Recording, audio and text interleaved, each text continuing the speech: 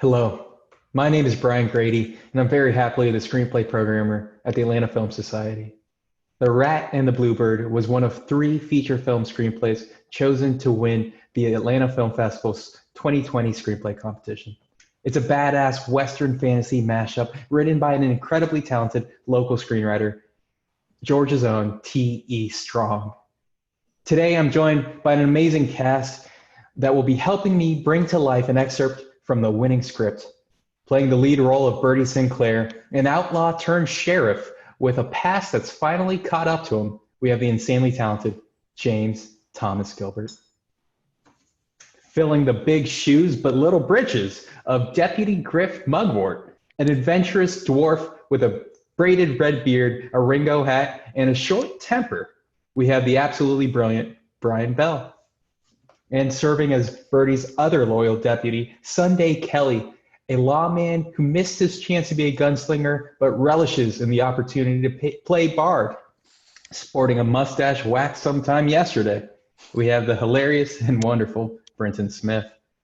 And finally, acting as the bounty hunter, Remy Ledoux, an outsider to these parts who resurfaces the sins of Bertie's past. He was just featured in the Georgia film Creepshow, as well as the Atlanta Film Festival closing night film, The Glorious, the phenomenal Andrew Eakle. Interior, Charlie's Lodge, night. Griff and Sunday chatter at the bar.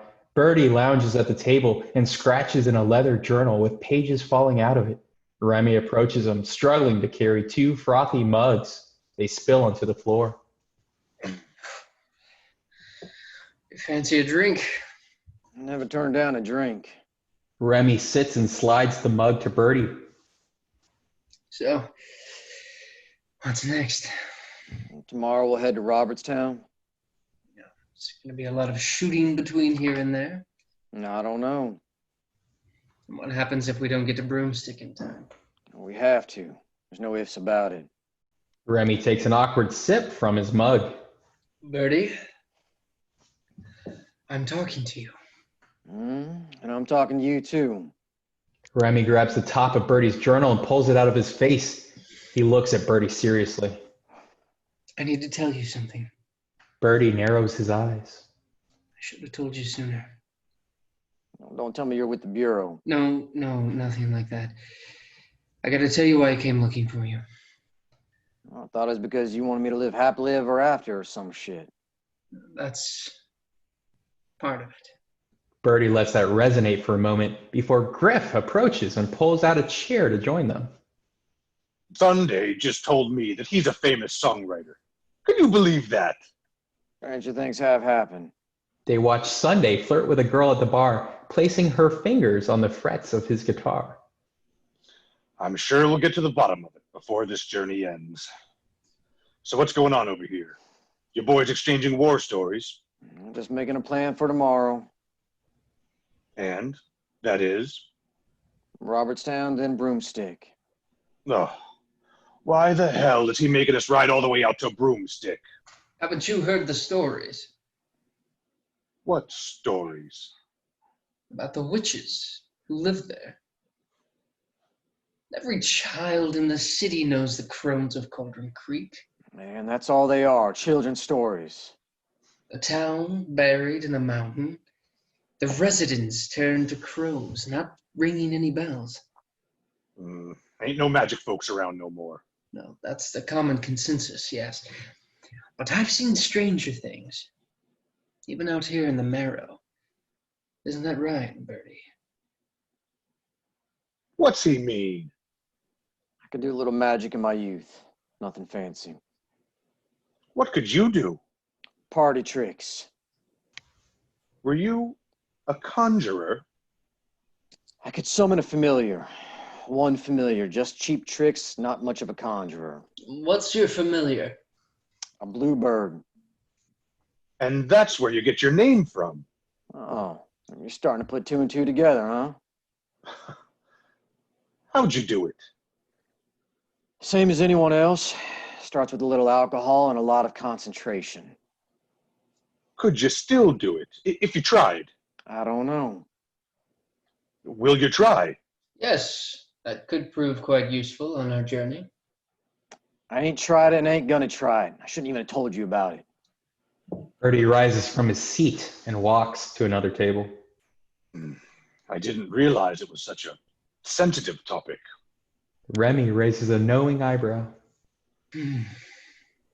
Exterior Charlie's Lodge, night. A raven sits on a wind vane fixed atop the stables by Charlie's restraint. It faces the tortoise, watching it carefully. It caws. Interior Charlie's Lodge, continuous. Birdie leans back in his chair, asleep. Griff rests in a bundle of blankets on the floor by the fire.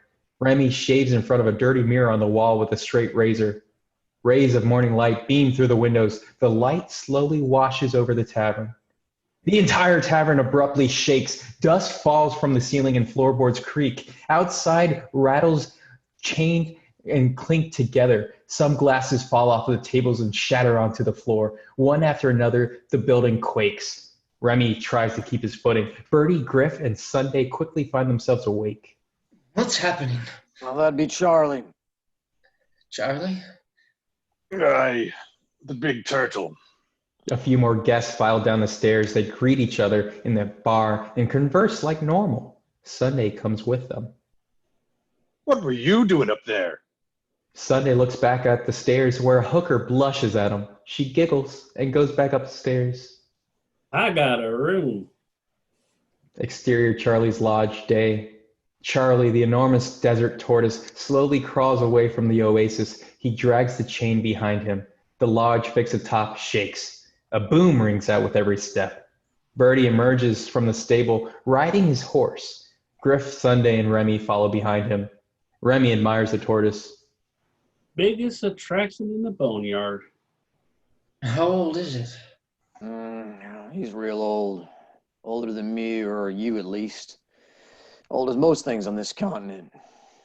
Old as ribcage. I reckon Ribcage has some years on old Charlie. Their horses trudge through the wet mud. Exterior, the Marrow, day. The barren desert doesn't look so barren anymore. Wild grasses and struggling fig trees sprout up from the dirt, offering the only refuge from the unrelenting scorch. Birdie leads the posse on horseback. He takes a swig from his canteen.